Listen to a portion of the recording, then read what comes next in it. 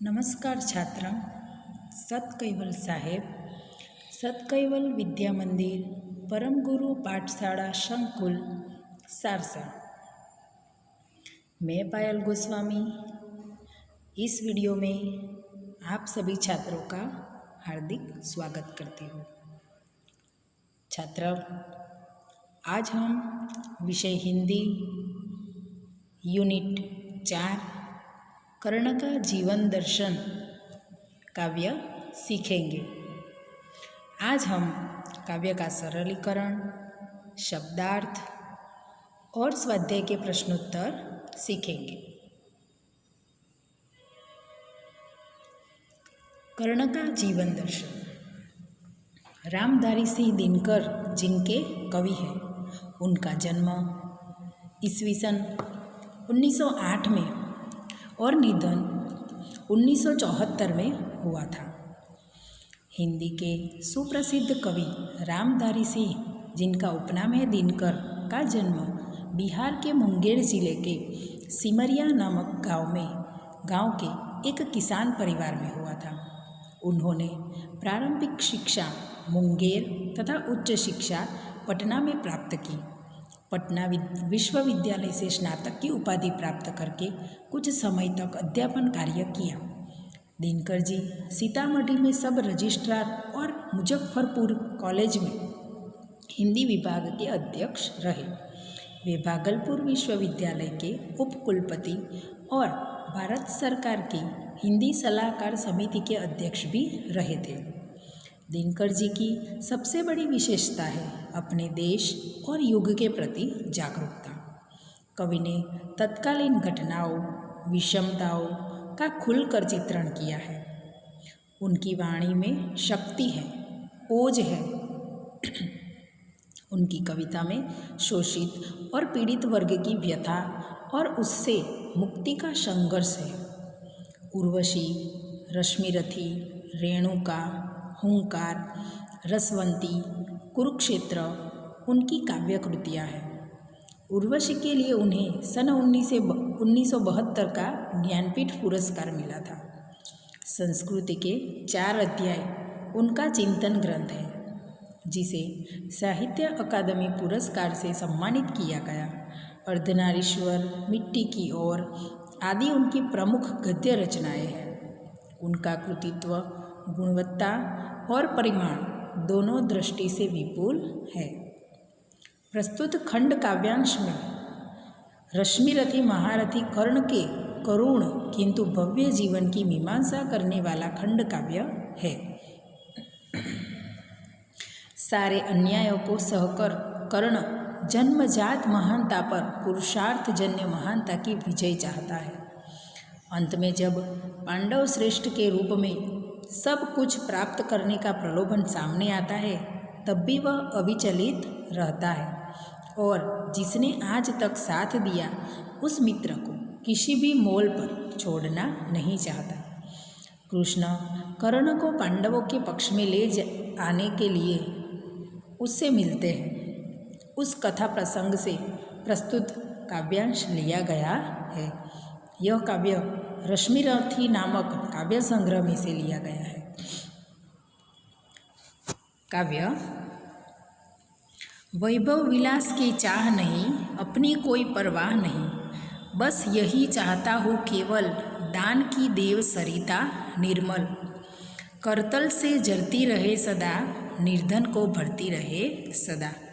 कर्ण क्या कहता है कि वैभव यानी धन दौलत, विलास यानी सुखोपभोग, चाह यानी इच्छा, अभिलाषा, परवाह यानी चिंता, व्यग्रता। कर्ण कहता है कि मुझे धन दौलत के सुखोपभोग की कोई इच्छा नहीं है, कोई परवाह नहीं है, कोई चिंता मुझे उसकी नहीं है। बस मैं तो केवल इतना ही चाहता हूँ कि मेरे हाथों से दान करने की सरिता यानी नदी, निर्मल यानी पवित्र, स्वच्छ, करतल यानी हथेली, निर्धन यानी धन रहित, जो कंगाल है, दरिद्र है, कि मेरे हाथों से ऐसी दान की सरिता नदी बहती रहे, स्वच्छ पवित्र मेरे हाथों से, और निर्धन यानी जो दरिद्र लोग हैं उसे भरती रहे सदा, कि उन्हें गरीबों को मैं सदा दान देता रहूँ। मुझे कोई वैभव विलास की इच्छा नहीं है कि मैं अपना धन दौलत संग्रह गरीबों में बांट देता हूँ, ऐसे मेरे हाथों से दान की निर्मल सरिता बहती रहे। तुच्छ है राज्य क्या है केशव, कि राज्य क्या है, तुच्छ है।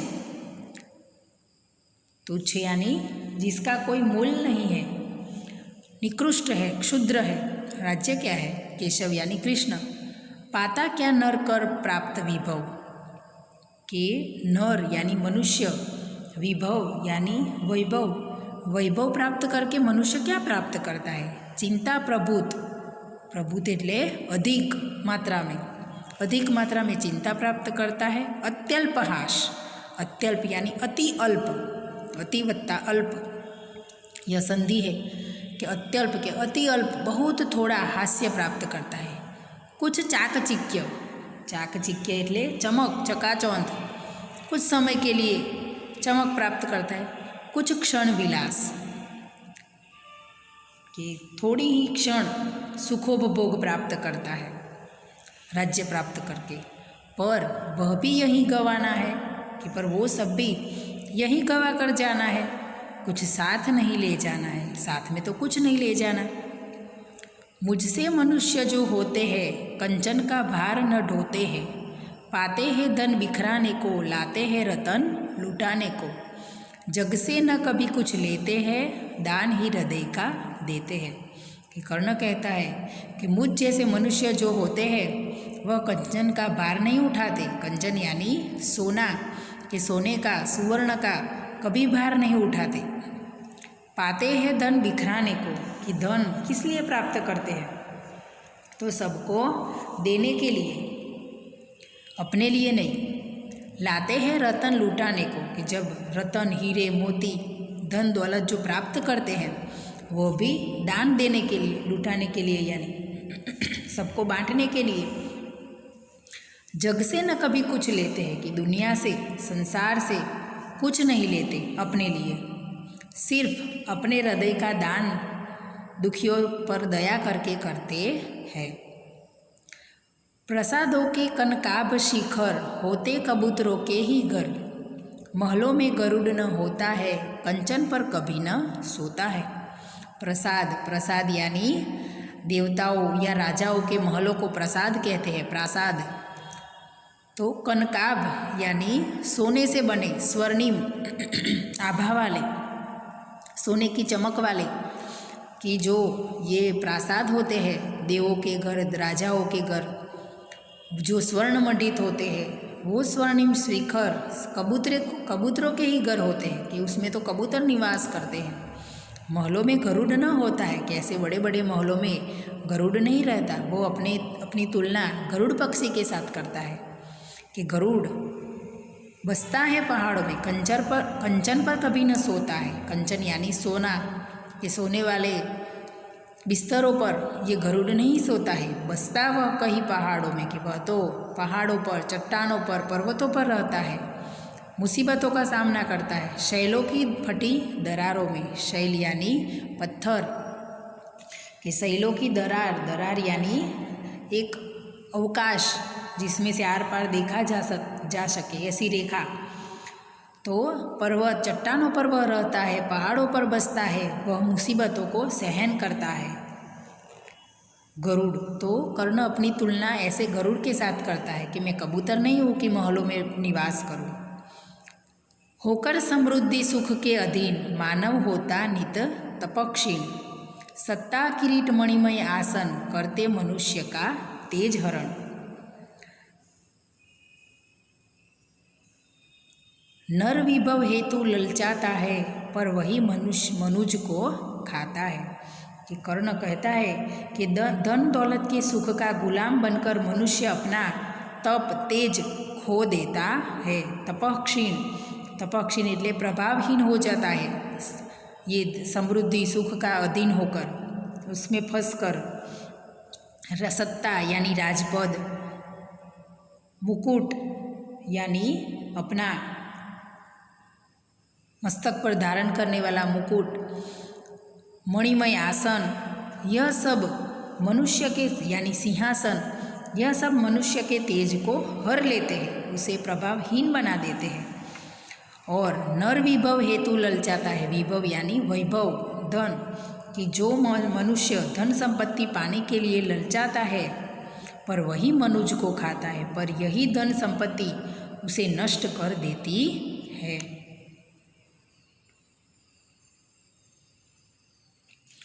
चांदनी पुष्प छाया में पल नर गले बने सुमधुर कोमल, पर अमृत क्लेश का पिए बिना आतप अंधड़ में जिए बिना। वह पुरुष नहीं कहला सकता, विघ्नों को नहीं हिला सकता। विघ्न यानी बाधा। पुष्प छाया यानी फूलों के बिछौने, फूल वाले सुंदर कोमल। तो क्या कहते हैं कि चांदनी और फूलों की छाया में यानी अत्यंत सुख सुविधा में जो पलकर मनुष्य बड़ा होता है वह सुंदर और कोमल भले बन जाता है, परंतु क्लेश, क्लेश यानी कष्ट, के कष्टों का अमृत पिए बिना धूप और आंधी में अंधड़, आतप यानी धूप, अंधड़ यानी आंधी, कि धूप और आंधी सहे बिना न वह पुरुष कहला सकता है और न विघ्नों को पार कर सकता है। कि मनुष्य कोमल बिछौने पर सोकर कोमल बन जाता है, मधुर बन जाता है, मगर कष्टों को सहन करे बिना, आंधी और तूफान को, तेज धूप को सहन किए बिना वह पुरुष नहीं बन सकता, वह विघ्नों को नहीं हिला सकता, यानी विघ्नों को दूर नहीं कर सकता। उड़ते जो जंजावातों में, पीते जो वारी प्रपातों में, सारा आकाश अयन जिनका, विषगर भुजंग भोजन जिनका, वे ही फणिबंध छुड़ाते हैं, धरती का हृदय जुड़ाते हैं। जंजावात यानी वर्षा सहित तीव्र आंधी, वारी यानी जल, पानी, प्रपात तो पहाड़ या चट्टान का खड़ा किनारा, तो अयन यानी गति, चाल, पथ, गमन, विषगर, विष यानी गरल, जहर, भुजंग यानी सर्प।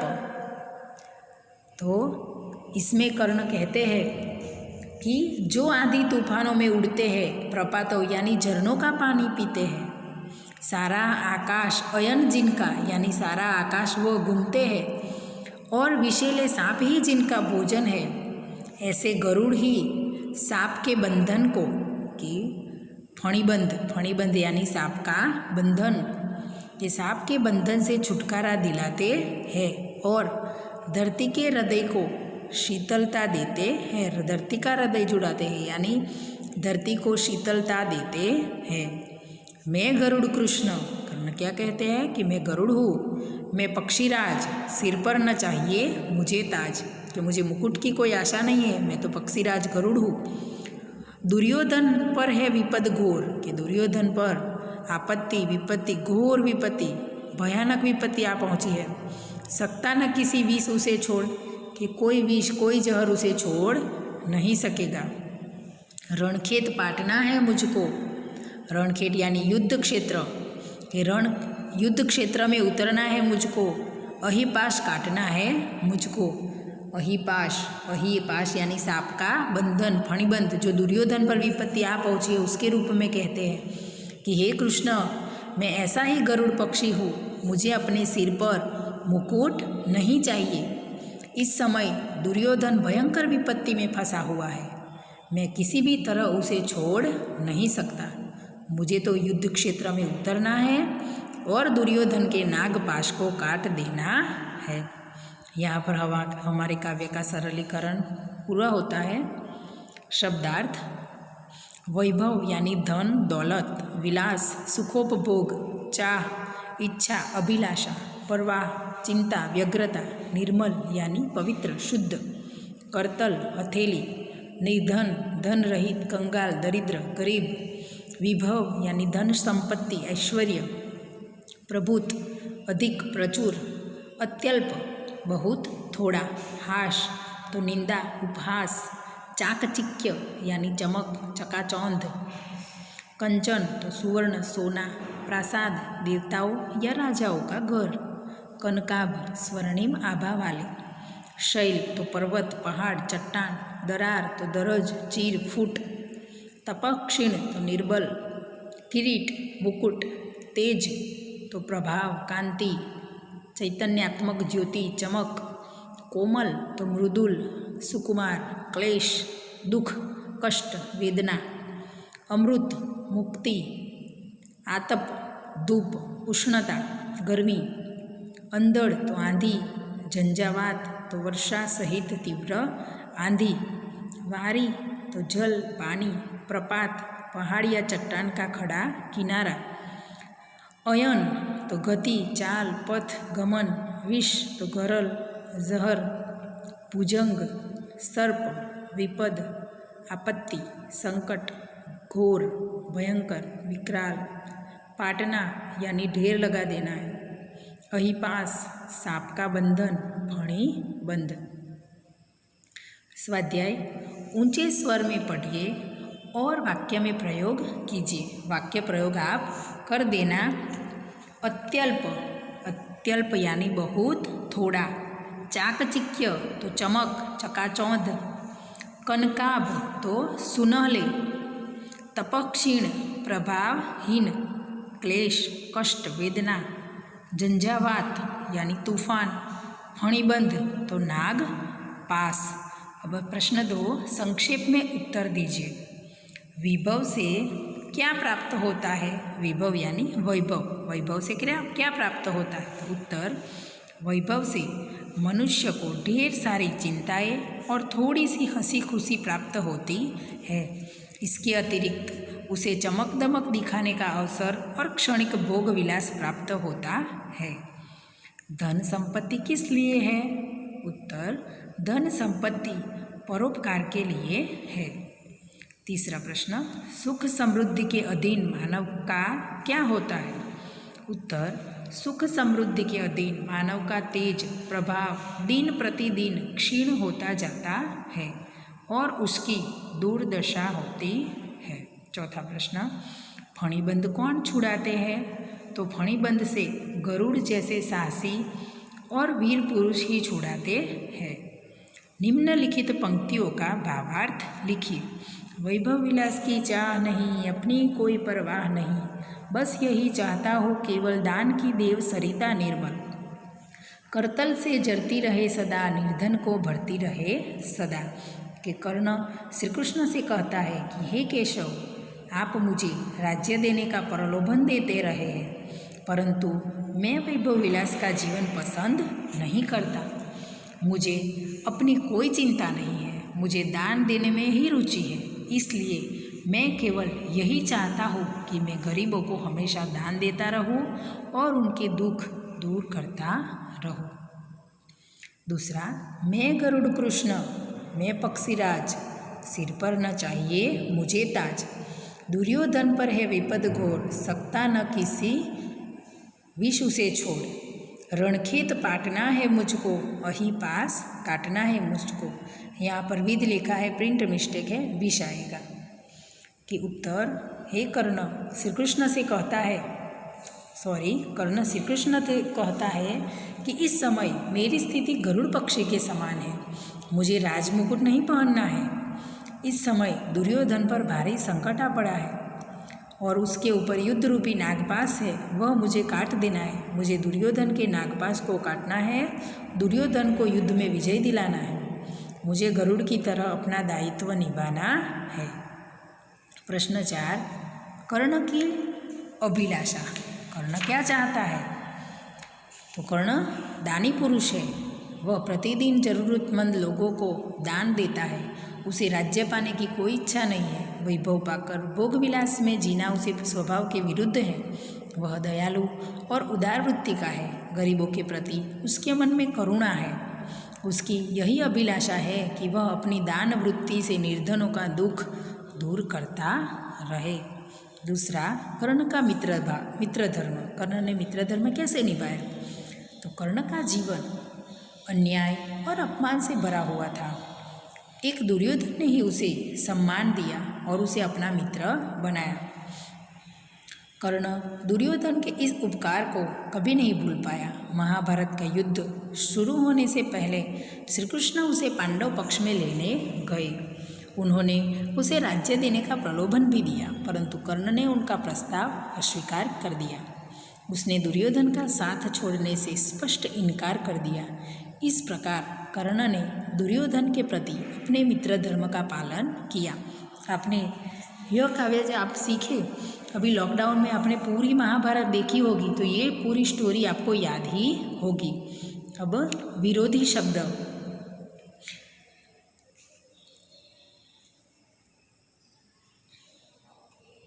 जैसे कि निर्मल, तो निर्मल का विलोम शब्द है मलिन।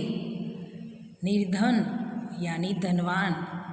प्रभुत, तो उसका विलोम है कम।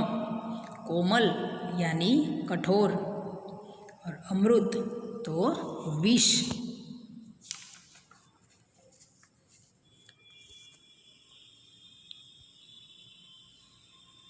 प्रश्न 6, निम्नलिखित शब्दों के समानार्थी शब्द कोष्टक में से ढूंढकर उन शब्दों का वाक्य में प्रयोग कीजिए। वाक्य प्रयोग आप खुद कर देना। सुखोपभोग, सुखोपभोग का समानार्थी शब्द क्या होगा? तो विलास। हथेली, हथेली यानी करतल। प्रचुर तो प्रभुत। दरज तो दरार। आंधी, अंधड़। पानी तो वारी। गरल तो जहर, विष। और चट्टान तो शैल। अब प्रश्न 7, अंदाज अपना अपना कि पहला, यदि कोई ज़रूरतमंद इंसान आपसे मदद मांगे तो आप क्या करते हैं? तो यदि कोई ज़रूरतमंद इंसान मुझसे मदद मांगे तो पहले मैं उसकी ज़रूरत के बारे में पूछूंगा। यदि उसकी ज़रूरत मुझे सच्ची लगी तो मैं उसे मदद करूंगा। मदद करने में यदि दूसरों के सहयोग की आवश्यकता हुई तो मैं उनका भी सहारा लूँगा, और सहारा लेने में मैं कोई संकोच नहीं अनुभव करूँगा।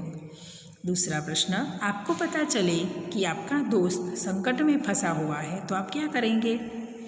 तो अगर मैं मेरे मित्र की मदद करना चाहूँगा, अगर वो संकट में है तो मैं उसे अपना कर्तव्य समझकर मित्र धर्म निभाऊँगा। अपने आप को सच्चा दोस्त साबित कर सकता हूँ, इसलिए संकट में पड़े हुए मित्र को संकट से छुड़ाने में मैं कोई कसर न रखूँगा। तीसरा प्रश्न, आपके पास ज़रूरत से ज़्यादा धन संपत्ति है तो क्या करोगे? तो अगर मेरे पास ज़रूरत से ज़्यादा धन संपत्ति हो तो मैं उसका उपयोग दूसरों गरीब ज़रूरतमंदों को मदद करने में करूँगा। मैं अनाथ आश्रम में, गौशालाओं में जाकर उसे दान दूंगा। प्यासों के लिए प्याऊ बनवाऊँगा। गरीबों को अन्नदान दूंगा, कपड़े दूंगा। इस तरह अपने पास ज़रूरत से ज़्यादा धन संपत्ति होने पर मैं उसका उपयोग दूसरों के दुख दूर करने में करूँगा। यहाँ हमारा चैप्टर 4 कर्ण का जीवन दर्शन पूरा होता है। ये एक्सरसाइज आप अपनी नोटबुक में लिख देना। सत कैवल साहेब।